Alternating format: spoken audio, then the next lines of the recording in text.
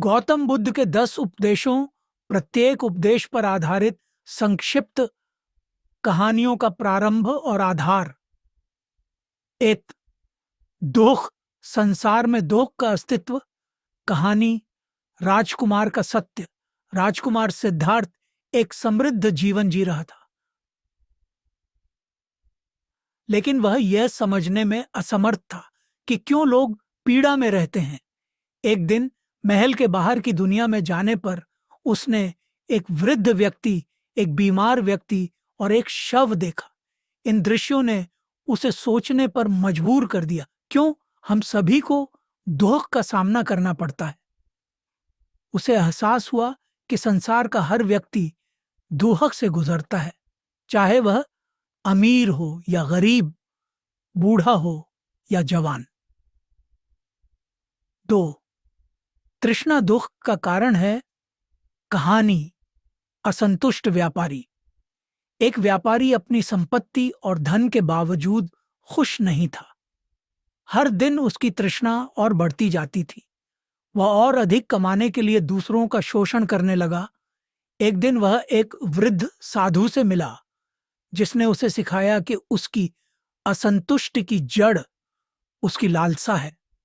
साधु ने उसे सिखाया कि जितना अधिक वह प्राप्त करने की कोशिश करेगा, उतना ही वह दुखी ही रहेगा। कहानी इस पर केंद्रित होगी कि कैसे व्यापारी अपनी तृष्णाओं को नियंत्रित करके शांति प्राप्त करता है। 3, दुख से मुक्ति कहानी, किसान का निर्वाण। एक किसान अपने जीवन की कठिनाइयों से परेशान था।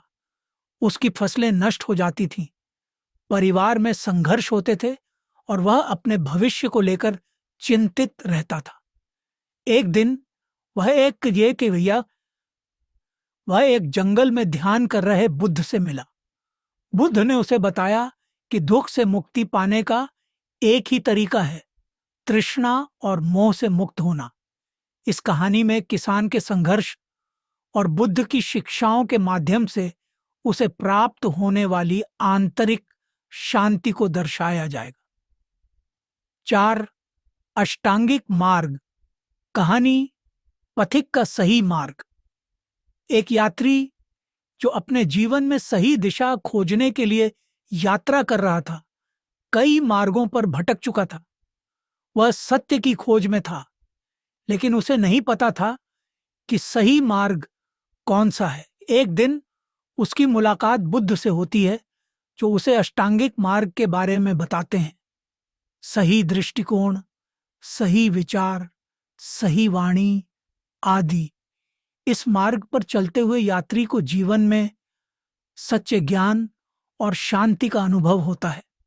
5, मध्य मार्ग कहानी, राजकुमार का संतुलन। यह कहानी राजकुमार सिद्धार्थ की होगी, जब वह सांसारिक सुखों और कठोर तपस्या के बीच सही संतुलन खोजने के लिए संघर्ष कर रहे थे। राजकुमार ने पहले महलों के सुखों का आनंद लिया और फिर कठोर तपस्वी जीवन जिया, लेकिन दोनों ही रास्तों में उन्हें संतोष नहीं मिला। अंततः उन्होंने मध्य मार्ग की खोज की, न अति भोग, न अति संयम, बल्कि संतुलन। 6, अनित्य, संसार की नश्वरता कहानी, खोया हुआ समय। एक राजा, जिसे अपनी समृद्धि और शक्तियों पर बहुत गर्व था, सोचता था कि उसकी सत्ता और जीवन हमेशा के लिए चलेगा। लेकिन एक दिन उसका राज्य अचानक युद्ध और प्राकृतिक आपदा से नष्ट हो गया। वह एक साधु से मिलता है, जो उसे बताता है कि इस संसार की हर चीज अस्थायी है, राज्य, दौलत, यहां तक कि जीवन भी। राजा को अनित्य के सिद्धांत की समझ आती है और वह आध्यात्मिक शांति की तलाश में निकलता है। अनात्म, अहंकार का नाश कहानी, बोझिल अहंकार। एक युवक, जिसे अपनी शक्ति और प्रतिभा पर घमंड था, समाज में बहुत ऊंचा स्थान हासिल करना चाहता था, लेकिन उसके अहंकार ने उसे दूसरों से दूर कर दिया। एक दिन वह एक साधु से मिला, जिसने उसे अहंकार से मुक्ति की शिक्षा दी। साधु ने कहा, तुम्हारे अंदर मैं की भावना का कोई स्थायी अस्तित्व नहीं है, यह केवल एक भ्रम है। युवक ने इस ज्ञान को आत्मसात किया और अहंकार के बोझ से मुक्त होकर सच्ची स्वतंत्रता पाई। 8.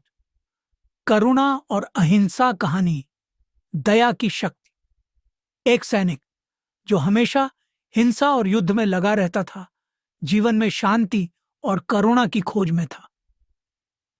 युद्ध के बाद वह गहरे अपराध बोध से ग्रस्त हो गया। बुद्ध से मिलने पर उन्होंने उसे करुणा और अहिंसा का मार्ग दिखाया। कहानी इस सैनिक के जीवन को दर्शाएगी जो अपने हिंसक अतीत से मुक्ति पाकर करुणा और प्रेम से भरा जीवन जीने लगा। 9. ध्यान कहानी, दृष्टि की आंतरिक यात्रा। एक महिला जो अपने जीवन की चुनौतियों से थक चुकी थी, हर दिन बाहरी दुनिया में शांति की तलाश करती थी, लेकिन उसे कभी संतोष नहीं मिलता था। एक दिन वह बुद्ध से मिलती है, जो उसे सिखाते हैं कि सच्ची शांति बाहरी दुनिया में नहीं बल्कि आंतरिक दुनिया में है। ध्यान के माध्यम से वह अपने अंदर की शांति और ज्ञान की खोज करती है।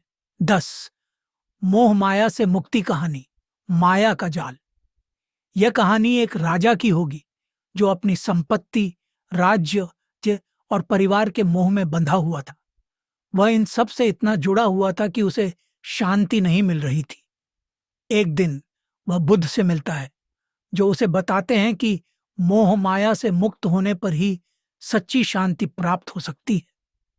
राजा अंततः अपने मोह से मुक्ति पाता है और साधारण जीवन की ओर लौटता है, जहां वह सच्ची खुशी और संतोष प्राप्त करता है।